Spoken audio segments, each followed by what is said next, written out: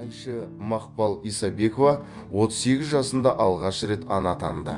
Ол бүгін тұңғышын дүниеге әкелді. Мақпал Исабекова атқамінер ұл бала босанды.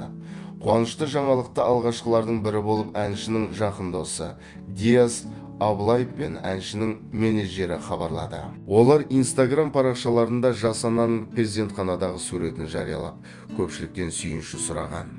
Еске сала кетейік, Мақпал Исабекова өткен жылдың мамыр айында тұрмысқа шыққан болатын. Ол сүйіктісімен мешітте шариғат жолымен некесін қидырған еді. Өнер иесі өзінің отбасылы болғанын жария еткенімен күйеуінің түрін көпке дейін көрсетпей жүрді.